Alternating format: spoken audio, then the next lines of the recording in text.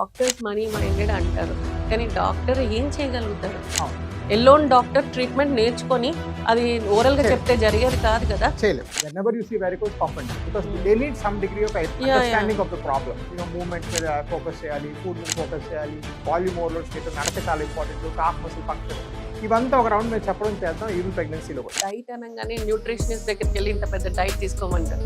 అలా కాకుండా జనరల్ గా ఏం తినాలి ఏం తినద్దు అనగానే 2 points లో మనం ఏం చెప్తాం సరే సార్?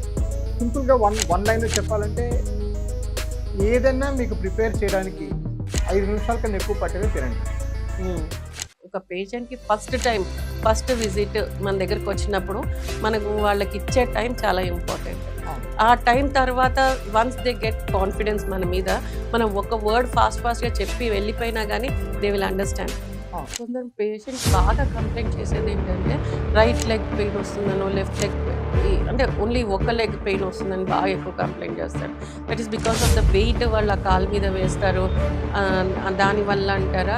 ఫర్ ఎగ్జాంపుల్ మీనోపాజ్ దగ్గర పీరియడ్స్ అయిపోయే టైంలో కూడా వెరికోసెస్ మళ్ళీ బాగా పెరుగుతుంది. అదే కదా, బికాస్ ఆఫ్ హార్మోనల్ చేంజెస్.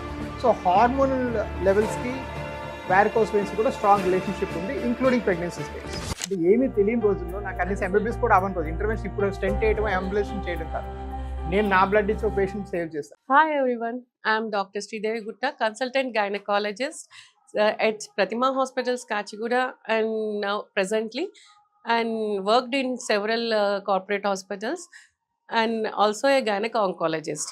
ఈ రోజు మనతో ఉన్నారు డాక్టర్ రాజా గారు, vascular intervention radiologist at Avis Hospitals. He's the founder and he's the owner of the hospital.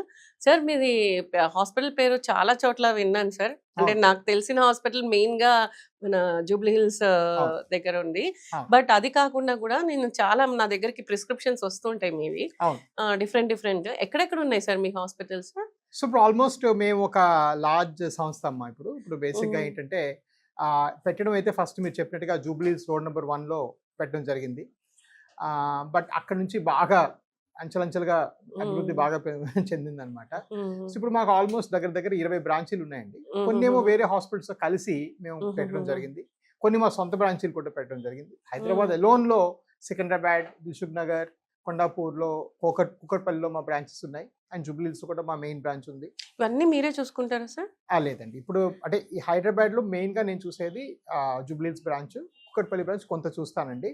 మిగిలిన అన్నిటికీ మాకు డాక్టర్స్ ఆల్మోస్ట్ 12 మంది డాక్టర్స్ నా దగ్గర పనిచేస్తున్నారు. అంటే ఏదైనా క్రిటికల్ కేసు ఉంటే అన్ని మీరు అటెండ్ అవుతూ ఉంటారు? క్రిటికలే కాదండి, అన్ని కేసెస్ నేను అంటే ఇప్పుడు ఫర్ ఎగ్జాంపుల్ సికింద్రాబాద్ లో సర్జరీ అయినా కూడా నాకు చూపించాల్సిందే.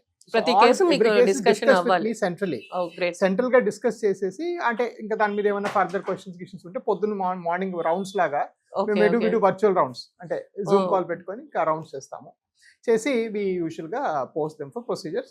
హైదరాబాద్ అధికంగా ప్రొసీజర్స్ జూబ్లీ హిల్స్ జరుగుతాయి. సికింద్రాబాద్ పేషెంట్ కూడా ఇక్కడికే వచ్చేయమని చెప్తాం. బ్రాంచ్ ఫాలో అప్స్, కన్సల్టేషన్స్ అవన్నీ అక్కడ చేస్తాం. Other than Hyderabad sir? Other Hyderabad, Vijayawada, Rajahmundry, Vizag, Kurnool, Anantapur, ఇవన్నీ కూడా ఆంధ్రాలో ఉన్నాయి. అంటే మీకు ఇప్పుడు తాడేపల్లిగూడెం, వెస్ట్ గోదావరి అవన్నీ? వెస్ట్ గోదావరికి ఏమో రాజమండ్రికి రమ్మంటాము, లేకపోతే విజయవాడ. ఎందుకంటే నా నేటివ్ ప్లేస్ అది. సో అక్కడ నేను సిన్స్ 9 years నేను సర్వీస్ చేస్తున్నాను అనమాట.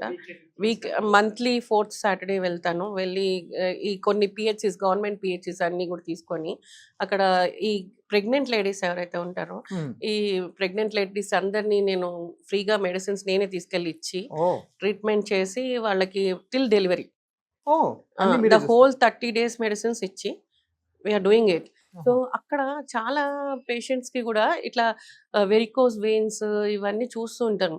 అంటే వాళ్ళు వర్కింగ్ క్లాస్ కూడా ఉంటారు, ప్లస్ ఉండి సడన్ గా ఈ సెడెంటరీ లైఫ్ లోకి వచ్చేస్తారు కదా ప్రెగ్నెన్సీ వచ్చాక, కొంచెం అంత వర్క్ చేయకుండా అట్లాగా. అది దేని వల్ల ఎక్కువ కాజెస్ అన్నది అడుగుతుంటారు మాకు, ఎందుకు ఇట్లా అవుతుంది ఏంటి అన్నది. మేము ఈ గ్రావిడ్ యూట్రస్ వల్ల అవుతూ ఉంటుంది, ప్రెషర్ కాళ్ళ మీద పడి అట్లా వస్తుంది, మీరు ఎక్కువ సెడెంటరీ లైఫ్లోకి వచ్చేసారు కాబట్టి వస్తుంది అని చెప్తూ ఉంటాము. నాట్ ఓన్లీ ఈ కాళ్ళల్లోనే కాకుండా వాళ్ళకి హిమరాయిడ్స్ కానీ, లేకపోతే వల్వల్ ఏరియాలో కొంచెం ఈ స్వెల్లింగ్స్, వెయిన్స్, ఎన్లార్జ్మెంట్ ఇవన్నీ కనపడుతుంటాయి. సో సార్, దానికి ఇంకా బెటర్గా ఏముండొచ్చు అంటారు కాజెస్? ఇది చాలా మంచి క్వశ్చన్ అడిగారండి. But before I launch in to that, దానిలోకి వెళ్ళే ముందు I heard wonderful things about Thank you, sir. Things like gynaec oncology, even precious pregnancy, మీరు ఇందాక చెప్పారు ప్రెషస్ ప్రెగ్నెన్సీ, ఇవన్నీ ఏంటంటే రోజులు మారిపోతున్నాయి. ఈ మారిపోయే రోజుల్లో ప్రజల ఎక్స్పెక్టేషను, రియల్ లైఫ్కి మెడికల్ లిటరేచర్లో ఉన్న అవుట్కమ్స్కి, వాళ్ళ ఊహల్లో ఉన్న అవుట్కమ్స్కి వ్యత్యాసం కూడా పెరిగిపోతుంది. సో అందువల్ల నాకు ఐఎమ్ షూర్ మీ ప్రాక్టీస్ చాలా హై ప్రెషర్ ఎన్వైరన్మెంట్లో ప్రాక్టీస్ చేస్తారు. ఇప్పుడు అందరూ కనేది ఒకరో ఇద్దరు పిల్లల్ని, అందులో కొంచెం సో వర్చువలీ ఒక చైల్డ్ అంటే ఎవ్రీ చైల్డ్ ఇస్ ప్రెషియస్ మరి అలా అయితే. అదేవిధంగా యూనో గైనిక్ ఆంకాలజీ, దురదృష్టవశాత్తు మన స్క్రీనింగ్ ప్రోగ్రామ్స్ మన భారతదేశంలో ఆ స్క్రీనింగ్ అనేది అంత ఇంకా రాలేదు. సో స్టేజ్ 3 స్టేజ్ 4లో ప్రజెంట్ అయినప్పుడు 100% గ్యారంటీ ఉంటుందా డాక్టర్ గారు అనే అవకాశాలు కూడా మీరు చూస్తుంటారు. ఇవన్నీ తట్టుకుంటూ కూడా, ఇవన్నిటితో రియాక్ట్ అవుతూ కూడా ఇలా మీరు ఎప్పుడు ఇలా స్మైల్ చేస్తూ, how did you maintain your practice? Because అంటే as a colleague I would like to learn. For example stage 4లో ఏంటి 100% చెప్పండి, స్టేజ్ 3లో ఏంటి 100% చెప్పండి. So it's very important for us to understand ఈ వర్డ్ 100% మెడిసిన్లోనే లేదండి. నన్ను అడిగితే అవునండి, ఈ సంవత్సరం డెంగీ వస్తే వచ్చే డెంగీ రావచ్చు, 100% ఫీవర్తో కూడా పోయేవాళ్ళు ఉన్నారు కదండి. సో 100% అనే పదమే అది చాలా అబ్యూజ్డ్ వర్డ్ నా ఉద్దేశంలో. సో దాన్ని మీరు ఒక హై ప్రెషర్ ఎన్వైరన్మెంట్లో ఆల్మోస్ట్ ఐ కెన్ అండర్స్టాండ్.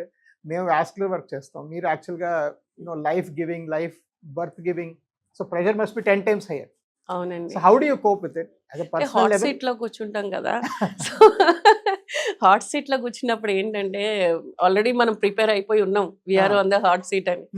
వాళ్ళది మనము అంటే వాళ్ళు మాట్లాడే మాటకి బియాండ్ వెళ్ళాలి సార్. ఇప్పుడు వాళ్ళ బాధ, వాళ్ళ ఆందోళన ఏం జరుగుతుందో, అంటే వాళ్ళు నియర్ అండ్ డియర్ వన్స్ని కోల్పోతామేమో అన్న భయము, ఇంకొకటి వాళ్ళకి వచ్చే ప్రేషియస్, ఇది మీరు అన్నారు కదా ఇదివరకు 10 మందిని అట్లా కనేవాళ్ళు, ఇప్పుడు ఒకళ్ళిద్దరు ప్రేషియస్గా కంటున్నారు అని. సో ఆ ఒక్క బేబీ మీదే చాలా ఎక్స్పెక్టేషన్స్ పెట్టుకుంటారు వాళ్ళు. సో ఆ ఎమోషన్స్, ఎక్స్పెక్టేషన్స్ ఇవన్నీ వాళ్ళని ఇలా మాట్లాడిస్తుంటుంది అనమాట. సో వాళ్ళని మనం కొంచెం కామ్ డౌన్ చేయాలి. ఫస్ట్ పాయింట్ రియాలిటీలోకి తీసుకొచ్చి వాళ్ళని we have to spend some time with them. అంటే ఒక డాక్టర్గా నేను ఇది ఇట్లా జరుగుతుంది, దానికి ఇలా అవుట్కమ్ వస్తుంది అని చెప్పి మనము కన్సెంట్ సైన్ చేయించుకోవడం కాదు కదా. So what we have to do is వాళ్ళ ఎమోషన్స్ని మనం అర్థం చేసుకొని మాట్లాడాలి. ఫస్ట్ పాయింట్ ఆ మాట్లాడే దాంట్లోనే వాళ్ళకి సక్కం స్ట్రెస్ పోతుంది. ఆ లోపల ఉన్న వాళ్ళ భయము, ఆ స్ట్రెస్ పోగొట్టగలిగే వాళ్ళమైతే so that they will accept what it is. రియాలిటీలోకి వస్తారు. ఆ రియాలిటీలోకి తీసుకురావడం అనేది మన ఫస్ట్ మేనేజ్మెంట్. నెక్స్ట్ మేనేజ్మెంట్ ఇది పేషెంట్ మేనేజ్మెంట్. మనం ఎలాగో చేస్తాం, దాన్ని మనం కాంప్రమైజ్ కాకపోతే మనం ఎట్ ద సేమ్ టైం ఇప్పుడు not only pregnancy sir, cancer patients ఉంటారు, వాళ్ళకు కూడా అంతే కదా. 100% క్యూర్ అయిపోతుందా, ఈ కీమోథెరపీ ఇస్తే క్యూర్ అయిపోతుందా, ఈ సర్జరీ చేస్తే అయిపోతుందా అని అడుగుతారు. But there is no guarantee how the body reacts కదా. ఒక బాడీ రియాక్ట్ అయినట్లు ఇంకో బాడీ రియాక్ట్ అవ్వదు ఆ డ్రగ్కి ఆర్ ఆ సర్జరీకి. సో మనం వాళ్ళకి రియాలిటీ అనేది చూపించడం నేర్చుకోవాలి. అండ్ గూగుల్ వాళ్ళు సర్చ్ చేసి వచ్చారని వాళ్ళని మనం గొడవ పెట్టుకోవడం కానీ, మీరు గూగుల్లో చూసి వచ్చారా, మీరు ఎందుకు ఇలా చేశారు, మీరు మీ ఇన్ఫర్మేషన్ మాకెందుకు ఇస్తున్నారు అన్న మాట రాకూడదు ఏ డాక్టర్కి. ఇప్పుడు మీరు చెప్పండి సార్, నేను మిమ్మల్ని ఇంటరప్ట్ చేసి లాంగ్ తీసుకెళ్ళిపోయినట్టున్నాను. లేదు, I wanted to always learn from peers. అంటే peer learning is more important. ఎందుకంటే కాలేజ్ అయిపోయిన తర్వాత, ట్రైనింగ్ అయిపోయిన తర్వాత ఎవరితో నేర్చుకుంటాం? పియర్స్తోని, ఫ్రెండ్స్తో నేర్చుకుంటాం. పోతే మీ క్వశ్చన్కి ఏంటంటే ఈ వారికోస్ వెయిన్స్, హెమరాయిడ్స్ అయితే ఇవన్నీ కూడా ఏంటంటే ఆల్ వాల్యూమ్ ఓవర్లోడ్ స్టేట్స్లో పెరుగుతాయండి. సో మన వాల్యూమ్ ఓవర్లోడ్ మీకు తెలిసినట్టుగా ప్రెగ్నెన్సీ ఆల్మోస్ట్ 30% హీమోడైనమిక్ ఓవర్లోడ్ ఉంటుంది. అంటే బాడీలో బేసిక్లీ ఎక్కువ ఫ్లూయిడ్ ఉంటుంది. సో దానిలోనే డిస్టెన్షన్ పెరుగుతుంది, సింపుల్ యాజ్ దట్. ఓకే, అది ఒక పక్కనైతే అలాంగ్ విత్ దాట్ మీరు చెప్పినట్టుగా ఈ గర్భం వెయిట్, అంటే యూటరైన్ వెయిట్ వల్ల కూడా ఈ పెల్విక్ పెయిన్స్ ఏంటంటే they are very very soft and కంప్లైంట్గా ఉంటాయి. Pelvic plexus, IVC, inferior vena cava, ఇటు లోపల కొన్ని పెద్ద పెద్ద మేజర్ రక్తనాళాలు ఈజీగా నొక్కుపడిపోతాయి. అదే సిచ్యువేషన్ యాక్చువల్గా ఒబిసిటీలో కూడా రెప్లికేట్ అవుతుంది. లావటాళ్ళలో కూడా వాళ్ళకి ఎక్కువగా వెరికోస్ రావడానికి అదే కారణం ఎఫెక్టివ్లీ. సో ఇవన్నీ కూడా వెరికోస్ లక్షణాలే. బట్ అట్లీస్ట్ మన ఎథికల్ డాక్టర్స్ ఏం చేస్తామంటే ఈ ప్రెగ్నెన్సీ స్టేట్ని అయిపోయేదాకా వెయిట్ చేస్తాం. ఎందుకంటే ఓవర్లోడ్ అయింది, తగ్గుతుంది. బేబీ గర్భం దాల్చిన తర్వాత అవును, వెయిట్ కూడా అవును. తగ్గుతుంది. సో ఇవన్నీ అయినాక ఏం ఇంప్రూవ్మెంట్ వస్తుంది అనేది కూడా మనం బేసిక్ గా మేము కూడా అదే చెప్తాం చెప్తాం. పేషెంట్స్ కి. సో బట్ కొందరు పేషెంట్స్ బాగా కంప్లైంట్ చేసేది ఏంటంటే రైట్ లెగ్ పెయిన్ వస్తుందనో, లెఫ్ట్ లెగ్ అంటే ఓన్లీ ఒక లెగ్ పెయిన్ వస్తుందని బాగా ఎక్కువ కంప్లైంట్ చేస్తారు. That is because of the weight వాళ్ళు ఆ కాలు మీద వేస్తారు, దాని వల్ల అంటారా? ఇలా కొంతవరకు switch weight on the weight ఇట్లా అని అంటారు. What can be the causes? And దానికి మనం మేమైతే ఏం చెప్తా అంటే కొంచెం ఆ కాలికి అది రెస్ట్ ఇమ్మని చెప్తాము. అండ్ కొంచెం ఇట్లా స్విచ్ చేయండి, ఎక్కువసేపు నిలబడకండి, కొంచెం మధ్య మధ్యలో రెస్ట్ తీసుకోండి, అది చెప్తూ ఉంటాము. అంతే. అదంతే సరిపోతుందండి. వాక్స్ అండి, long long half walks. Pumping is very helpful. Half ని మనం ఎంత హెల్ప్ పంప్ చేస్తే అంత పెయిన్ తగ్గుతుంది ఫర్ షూర్. అండ్ ఈ క్రేవింగ్స్, ఈ డైట్ మోడిఫికేషన్ కూడా చాలా జాగ్రత్తగా హ్యాండిల్ చేయాలి. ఫర్ ఎగ్జాంపుల్ ఫ్రూట్ గీట్ ఇవన్నీ very very like plant origin foods మంచివి కాబట్టి ఇన్ఫ్లమేషన్ చాలా తక్కువ క్రియేట్ అవుతుంది. ఈవెన్ నాన్ వెజ్ అన్న హోమ్ కుక్డ్ అంటే మీకు చాలా తక్కువ ఇన్ఫ్లమేషన్. ఫర్ ఎగ్జాంపుల్ మినోపాజ్ దగ్గర పీరియడ్స్ అయిపోయే టైంలో కూడా వెరికోసెస్ మళ్ళీ బాగా పెరుగుతాయి అదే కదా, because of hormonal changes. So hormonal levels కి వారికోస్ వెయిన్స్ కూడా స్ట్రాంగ్ రిలేషన్షిప్ ఉంది, including pregnancy states. Of course pregnancy state physiological కాబట్టి వెయిట్ చేసి అది అయిపోయినాకనే మనం పెథలాజికల్ గైనిక్ అనగానే ఫస్ట్ ప్రెగ్నెన్సీ ఒకటే మాట్లాడుతుంది. అంటే యాజ్ ఏ మనకి ఉమెన్ గా మొత్తం టిల్ మెనోపాజ్ మాట్లాడాలి. ఓన్లీ ప్రెగ్నెన్సీ ఒకటే కాదు కదా, వెరికోసెస్ చూసేది ఏజ్ పెరిగే కొలది కూడా చాలా ఎక్కువ అడ్వాన్స్డ్ వెరికోస్ వెయిన్స్ ఇవన్నీ కూడా వాళ్ళకే ఎక్కువ ఉంటాయి కదా. సో ఈ ప్రెగ్నెన్సీలో వచ్చేది తర్వాత తగ్గిపోవచ్చు, మళ్ళీ కండిషన్ రివర్స్ అయిపోవచ్చు, కానీ వీళ్ళకి అవ్వదు కదా. సో అవ్వనప్పుడు వాళ్ళకి మనం కొన్ని లైఫ్ స్టైల్ చేంజెస్ చెప్తాము, ఫుడ్ హ్యాబిట్స్ చేంజెస్ చెప్తాము, then the surgical part comes. అంటే ఇఫ్ ఇది దీనివల్ల కావట్లేదు అంటే then the surgical part come. అప్పుడు ఎప్పుడు డాక్టర్ దగ్గరికి మేము మీ రిఫర్ ఎప్పుడు చేయాలి ఏంటి? సో నన్ను అడిగితే నా ప్రాక్టీస్లో ఎక్కువగా నేను వచ్చిన వాళ్ళందరికీ ఆపరేట్ చేయనండి. సో నన్ను అడిగితే యాక్చువల్గా ఏంటంటే whenever you see varicose పంపండి, because they need some degree of understanding of the problem. Movement మీద ఫోకస్ చేయాలి, ఫుడ్ మీద ఫోకస్ చేయాలి, వాల్యూమ్ ఓవర్లోడ్ స్టేట్, నడక చాలా ఇంపార్టెంట్, కాఫ్ మసిల్ ఫంక్షన్, ఇవంతా ఒక రౌండ్ మేము చెప్పడం చేద్దాం. ఈవెన్ ప్రెగ్నెన్సీలో కూడా అది అయిపోయిన పిదప్ మాత్రం ఒక 9 months 10 months వరకు you can actually manage with some compulsive kind of therapy. కానీ అది అయిన తర్వాత మాత్రం they have to pay some attention to it. Next ఏమి జాగ్రత్తలు తీసుకోవాలి? ఫర్ ఎగ్జాంపుల్ వెయిట్ లాస్, ఎంత వెయిట్ లాస్ కావాలి ఏంటి, అవన్నీ ఒక్కసారి ఒక కౌన్సిలింగ్ మీ దగ్గర తీసుకుంటే బెటర్ అంటారు. Will definitely look in to it అండి. డాక్టర్స్ మనీ మైండెడ్ అంటారు, కానీ డాక్టర్ ఏం చేయగలుగుతారు? ఎల్లోన్ డాక్టర్ ట్రీట్మెంట్ నేర్చుకొని అది ఓరల్ గా చెప్తే జరిగేది కాదు కదా, చేయలేము.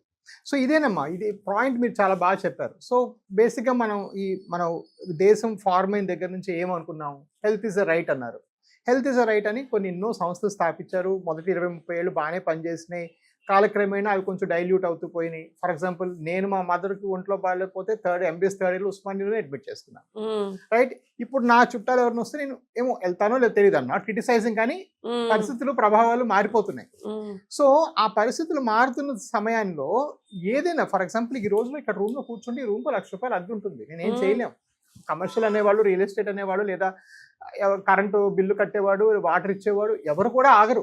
ఎవరు కూడా హాస్పిటల్ కదా అని చెప్పేసి కమర్షియల్ ట్యాక్స్ వేయకుండా అయితే ఆపట్లేదు. ఫర్ ఎగ్జాంపుల్ మీరు నా డబ్బులతో అన్నారు, మీ డబ్బులతో కాదు, మీ డబ్బులు 35% గవర్నమెంట్ కట్టి మిగిలిన డబ్బులతో వెళ్తున్నారు మీరు వెస్ట్ గోదావరి. అవును. సో ఇక్కడ ఏంటంటే అన్ని కూడాను ఖర్చులు తప్పవు. ఒక ప్రైవేట్ సంస్థ అంటే ఖర్చులు తప్పవు. బట్ ఇక్కడ స్పెసిఫిక్ గా నేను కొంచెం నా గురించి ఎక్స్ప్లెయిన్ చేసి స్టార్ట్ చేస్తాను. నాది ప్యూర్లీ టెక్నికల్ ఫీల్డ్. నేను ఒక ఇన్స్ట్రుమెంట్ లేకపోతే ఏమీ చేయలేను, చేయి పెట్టి అసలు చూసేది ఏమీ లేదు నా ఫీల్డ్. ఫర్ ఎగ్జాంపుల్ మీరు ఫైబర్ ఎంబులేషన్ అన్నారు అంటే ఈ చేతి రంధ్రం నుంచి పెట్టి ఒక క్యాథెటర్ 35,000, అందులో సబ్ క్యాథెటర్ 45,000, అవి లోపల పెట్టి particles 10,000 per bottle. Right, so నేను 1.5 లోపల నాకు బేసిక్ కాస్ట్ అవుతుంది. Basic cost is excluding power, water, my fees, hospital fees ఏమీ కవర్ కాదు. అదేవిధంగా వారికోస్ వెయిన్స్కి మనం ఇప్పుడు లేజర్ అనుకున్నాం. లేజర్ అంటే దానికి ఒక లేజర్ అనే మెషిన్, దానికి ఒక ఫైబర్, దానికి కొన్ని కాస్ట్లు. అదేవిధంగా గ్లూ. సో ఈ మోడర్న్ మెడిసిన్ ప్రాక్టీస్ చేయాలంటే ఇట్ కాస్ట్ మనీ. రైట్, దానికి ఎంతో కొంత ఖర్చు తప్పదు. ఫర్ ఎగ్జాంపుల్ మీరు 4D అల్ట్రాసౌండ్ కావాలి, బెస్ట్ క్వాలిటీ కావాలి, అంటే 4D అల్ట్రాసౌండ్ మిషన్ 45 లక్షలు. ఈ రోజు మీరు స్కానింగ్ బెస్ట్ క్వాలిటీ మిషన్ కొనండి 50 లక్షల machine. And I can guarantee you అది ఇంకా గవర్నమెంట్ సిస్టంలో లేదు. రైట్, ఇప్పుడు ఏం చేద్దాం చెప్పండి? ఆ స్కానింగ్ మానేద్దామా, లేకపోతే ఆ స్కానింగ్ చేయకుండా చేద్దామా, ఉంచుదామా లేదా? ఇవన్నీ కూడా negotiation discussion points, right? So అందువల్ల ఏం చేయాలంటే మోరల్లెస్ మీరు ఎఫోర్డ్ చేసుకోలేకపోతే ఇంకా ఆ సిస్టమ్ ఉంది, ఎఫోర్డ్ చేసుకుంటే మేము బెస్ట్ ఇస్తాము. ఇక్కడ పొద్దాక మనం ఈ అమౌంట్లు అనుకుని డిస్కస్ చేస్తే ఏమవుతుందంటే మన క్వాలిటీకి 100% మీకు పడిపోతుంది. అదే కదా సార్ నా బాధ అంతా అదే. ఏమవుతుందంటే ఇప్పుడు ఒక టీఫా స్కాన్ చేసాం సార్. టీఫా స్కాన్లో కొన్ని డిఫెక్ట్స్ కనపడ్డాయి. బేబీ కనపడినప్పుడు యామ్నియోసింథసిస్ ఇవి చేయాలి ఇవన్నీ అని చెప్తాం, జెనెటిక్ టెస్టింగ్ చేయాలి. అవి చెప్పినప్పుడు వాళ్ళకి అర్థం కావట్లేదు, ఎందుకు ఇంత కాస్ట్ అయిపోతుంది అంటున్నారు.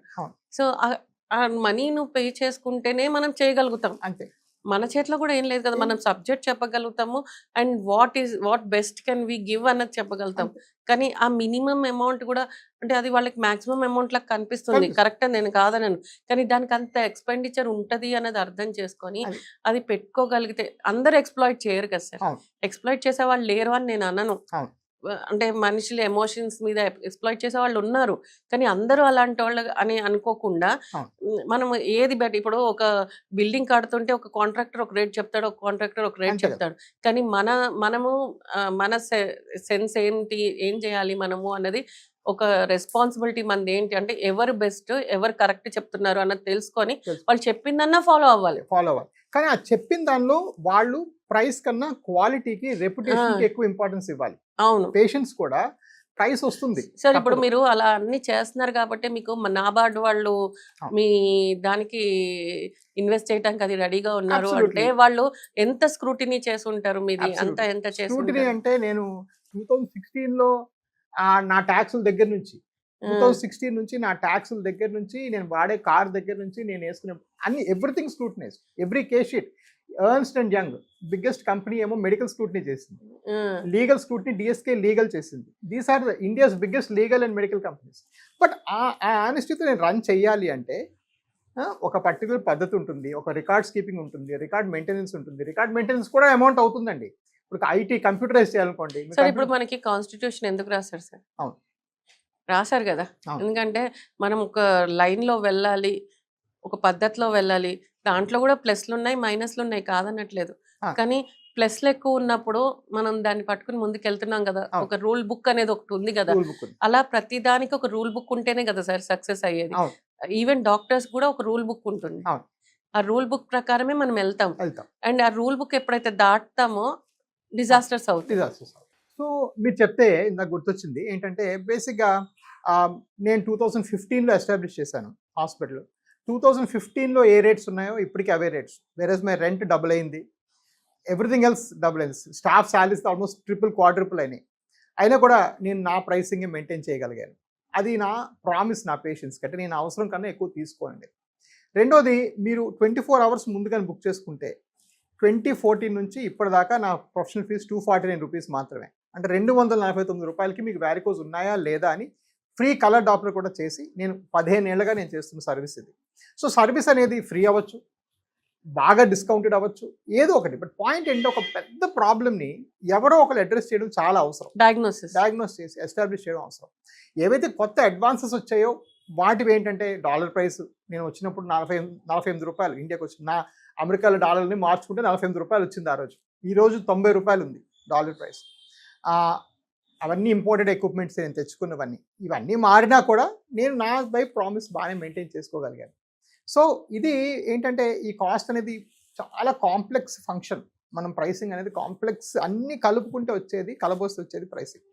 సో ఇది ఇంపార్టెంట్ టు రియలైజ్. అండ్ ఇవన్నీ కాకుండా మనం అంతా కూడా డే కేర్. సో మీరు హాస్పిటల్ చూసారంటే they gain a lot by keeping you. మీరు 2 రోజులు ఉంచుతారు, 3 రోజులు ఉంచుతారు, వారం రోజులు ఉంచుతారు. ఈ టెస్ట్ నేను అన్ని టెస్టులు కలిపే ప్యాకేజ్ చెప్పాను ఇప్పటిదాకా. 15 ఏళ్ళుగా 15,000 కేసెస్ మించి ఆ ప్యాకేజింగ్ అంతా కామన్గా ఉంటుంది. అండ్ ఇన్సూరెన్స్ పేషెంట్స్ కూడా సేమ్ డే డిశ్చార్జ్. ఇన్సూరెన్స్ పేషెంట్స్కి యాక్చువల్గా 24 hours ఉండమంటారు.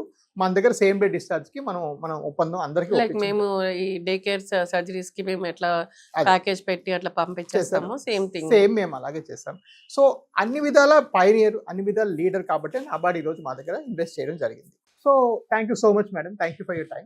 థ్యాంక్ యూ అండ్ అండి. మీరు ఇలాగే వండర్ఫుల్ వర్క్ చేస్తూ ఒకవైపు గైనిక్ ఆంకాలజీ, ఒకవైపు ప్రెషస్ ప్రెగ్నెన్సీస్ చేస్తూ యూనో బ్యూటిఫుల్ హెల్తీ న్యూ సొసైటీకి మీరు నాంది పలకాలని నేను కోరుకుంటున్నాను. రాజా గారు, మీరు మీరు చేసే అంటే చాలా మందికి మీరు చేసే పనిని బయటకు కనిపించదు. ఇప్పుడు ఎనస్థిస్ట్ ఉంటారు, వాళ్ళు చేసే పని బయటకి కనిపించదు, కానీ వాళ్ళు ఏంది మేమేమైతే సర్జరీస్ చేయలేం కదా. అలా మీరు చేస్తున్న మీ ఫీల్డ్లో ఈ వెరికోసెస్ వెయిన్స్ మీద, వీటి మీద, వాస్కులర్ దీని మీద మీరు చేస్తున్న దానికి ఇంకా బాగా మీకు మంచి పేరు రావాలి అండ్ మీరు ఇంకా చాలామంది పేషెంట్స్ దాంట్లోకి వెళ్ళాలి అండ్ చాలామంది గుర్తించి వాళ్ళు మీ దగ్గరకు వచ్చి ట్రీట్మెంట్ తీసుకొని ఇంకా మంచి రిజల్ట్స్ మీరు చూడాలని ఆశిస్తూ మీకు ఆల్ ద బెస్ట్ చెప్పాలని అనిపిస్తుంది sir. Thank you so much. And all the very best sir. Thank you so much.